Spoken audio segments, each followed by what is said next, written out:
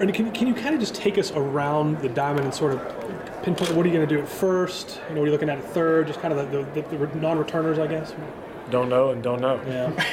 And it'll be a month before you, yeah. Yeah. Early in the year, you try different combinations of guys, and whoever wins jobs wins jobs. The lineup at the end of the season is rarely the same as it was at the beginning, so everybody will get a chance going into it and see who steps up.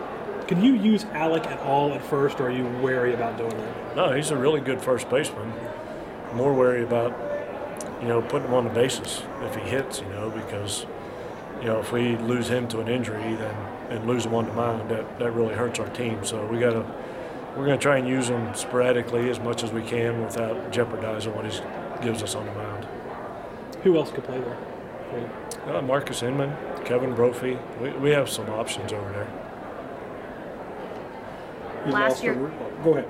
Last year's team pretty much still intact, all but 4 players. How much confidence does that give you guys heading into the season, knowing that a lot of that NCAA tournament talent is still here? Yeah, I'm confident in them.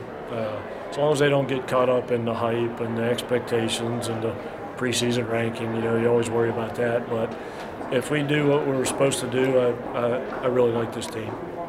You've been around really successful programs in the past. Can you get a feel for if it's, I don't want to say turn the corner, but this could be just a continual process now for West Virginia, and they're going to be there year after year after year? Yeah, I think so. And I only say that because I know what the next couple of recruiting classes look like and how good they are. So, yeah, I think once we reach this level, I don't think it's going to be 2 steps back, 1 step forward anymore. I think we've kind of set the bar where we're going to be, and hopefully it'll continue to rise. I think we put ourselves in a position recruiting-wise that we can go out and get a lot more talented kids than we used to, and if we develop them the right way, then that should mean success down the road.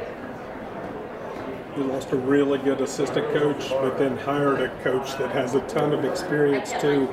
What's that process been like of seeing what was lost and getting Dave into his new job? Yeah, it's good. He brings a lot of credibility with him just because of his name and his background and where he's been, and you get instant buy-in from the pitchers when you have a guy of that caliber, and gives you some national recognition as a program to be able to hire somebody like that who had a lot of options and a lot of different places to go, and he chose West Virginia. So it says a lot about our program and where we're at right now, and I think he's going to be a great addition.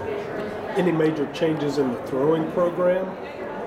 Yeah, with every pitching coach, you're going to have changes in the throwing program, but he's really good, and we're really excited to have him. If you can get anything this year out of Dotson or Grove at this point? Dotson's thrown really well right now, and Grove is he's not going to start the season throwing, but he's going to be a month-to-month type thing. What are you looking to build on from last year's success? Just keep going, man. Just keep going. We did something last year that's never been done in the history of the program, but there's still room for improvement.